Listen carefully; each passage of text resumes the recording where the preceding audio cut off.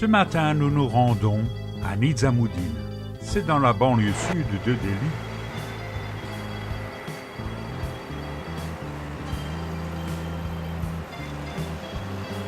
C'est là que se situent deux des plus fameux mausolées moghols. En face de la mosquée d'Isa Khan, que nous voyons là, il y a un mausolée de style Pathan, un mausolée moghol. La tombe d'Isa Khan fut construite vers 1547 après Jésus-Christ. C'est une tombe octogonale de style Pathan. Les tombes d'Isa Khan et de sa cour se trouvent à l'intérieur du mausolée. À côté du tombeau d'Isa Khan, il y a la mosquée d'Isa Khan.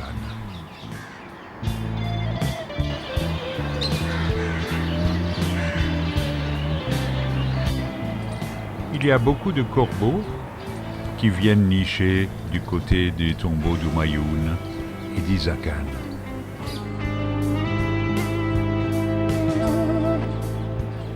Cette tombe est entourée d'arcades supportées par des piliers. Et on se rend compte que même dans un cimetière, la vie reprend ses droits.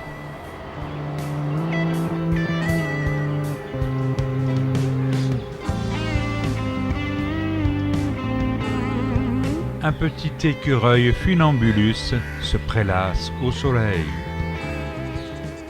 Le mausolée d'Humayun est inscrite au patrimoine mondial de l'humanité et de l'UNESCO par la même occasion. Avant de mourir en tombant d'un escalier, Humayun avait participé à plusieurs batailles, dont celle de Panipat.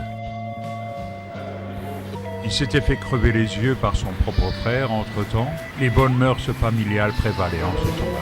Ensuite, il a eu 3 femmes, 3 Begums, dont Hamida Begum, qui était la mère d'Akbar, un grand empereur moghol lui aussi.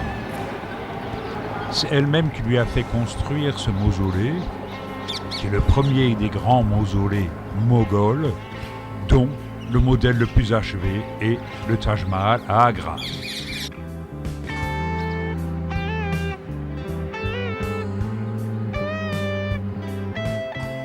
Les sarcophages se trouvent à l'intérieur du corps central de ce mausolée. On y trouve le sarcophage, évidemment, d'Humayun, de Biga Begum, Hamida Begum, ainsi que d'Ara Shikoh, son arrière-petit-fils, Jahangir Shah et Alamgir, autres empereurs moghols, y sont également enterrés. Après sa mort en 1556, Humayun a d'abord été enterré à Delhi. Ensuite, Akbar a ordonné que sa dépouille soit déplacée dans le Pendjab.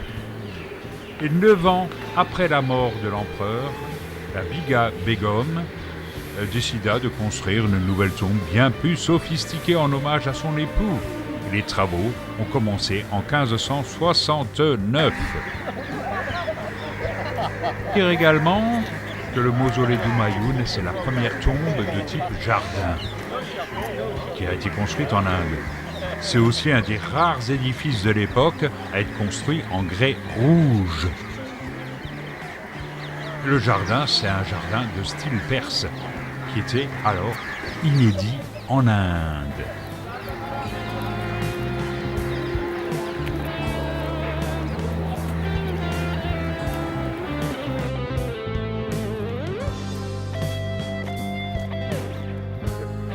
Non loin du mausolée d'Humayun, il y a ce qu'on appelle la tombe du barbier.